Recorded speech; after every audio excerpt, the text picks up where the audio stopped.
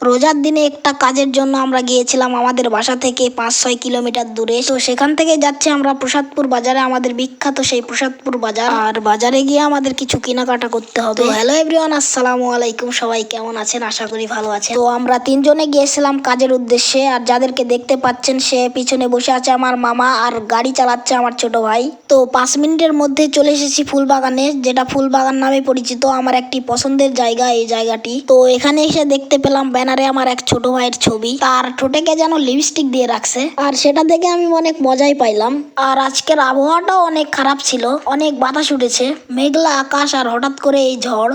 তো আরো 5 মিনিট অপেক্ষার পর আমরা চলে আসলাম উপজেলা স্বাস্থ্য কমপ্লেক্স মান্দা নওগাঁ। আর কিছুক্ষণের মধ্যে আমরা চলে আসলাম আমাদের বাজারের মধ্যে। আর আজকে আমাদের এখানে হাটের দিন, অনেক লোকজন, অনেক ভিড়। আর ঈদের সময় তো আপনারা বুঝতেই পারছেন। তো অনেক ভিড়ের মধ্যে আমরা রওনা দিয়েছি বাজারের ভিতরে। আমার ছোট ভাই লেবু কিনতে যাচ্ছে। তো সামনেই দেখতে পেলাম ঝুড়িতে লেবু আছে। আর কিছু না ভেবে সেইখানেই চলে গেলাম আমরা। আর সেখানে এসে দেখি এই চাচাটি অনেক সবজি নিয়ে বসে আছে, তার সাথে লেবুও আছে দোকানে। তো আর কিছু না ভেবে আমার ছোট ভাই লেবু দেখা শুরু করলো। আর চাচাটি বলল অনেক ভালো লেবু।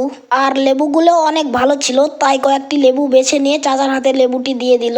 আর চাচাটি আমাদের লেবু প্যাকেট করে দিয়ে দিল হাতে। তো সেখান থেকে আমরা চলে যাচ্ছি বাজারের ভিতরে। তো আরো কিছু কিনতে হবে আমাদের। আমি আর আমার মামা গুটি গুটি পায়ে পায়ে আমরা বাজারের মধ্যে রওনা দিতেছি। আর কিছুক্ষণ হাঁটার পর আমরা সামনে দেখতে পাই আমার শ্রদ্ধেয় বড় ভাই। আর বড় ভাইকে দেখলাম দইয়ের পাতিল নিয়ে দাঁড়িয়ে আছে, আর আমার দিকে তাকিয়ে একটু মুচকি হাসি দিলেন। আর আমি বড় ভাইয়ের কাছে গিয়ে একটা লম্বা সালাম দিলাম। তারপরে একটু দইয়ের দোকানের দিকে গেলাম। সেখানে দেখতে পেলাম বুন্দিয়া, খেজুর ও ঝুরি। তার সাথে তো দই তো আছেই, দইয়ের দোকানে দই থাকবে না তো কি থাকবে। তো এখানকার দই উন্নত মানের, সব থেকে ভালো দই পাওয়া যায় প্রসাদপুর বাজার। আর এই দইয়ের দোকানের নামটি হলো মমতাজ দই ভান্ডার। আর সেখানে উন্নত মানের দই পাওয়া যায়। আর ওখান থেকে আমরা বাজারের মধ্যে ঢুকে গেলাম, কিন্তু অনেক ভিড় বাজারের ভিতরে আজকে হাটের দিন। সামনে গিয়ে দেখি আমার নানুর দোকান। নানু দেখি ইফতারি নিয়ে বসে আছে। তো নানুর সাথে কিছু কথাবার্তা বললাম। নানুর সাথে একটু কথাবার্তা বলে আমরা চলে গেলাম আবারও বাজারের ভিতরের দিকে। আর বাজারের মধ্যে গিয়ে দেখি আমার ছোট ভাই গুড়ের দোকানের দিকে যাচ্ছে। তো আমার ছোট ভাইয়ের পিছনে পিছনে আমিও চলে গেলাম গুড়ের দোকানে।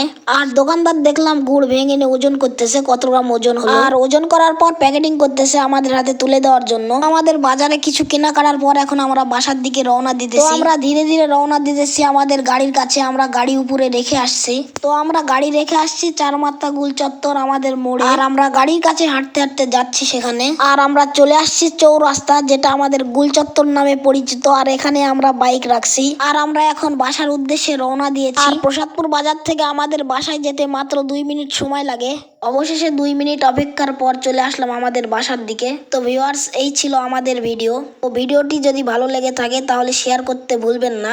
আর ভিডিওতে সবাই লাইক করে দিবেন। ধন্যবাদ সবাইকে। আসসালামু আলাইকুম।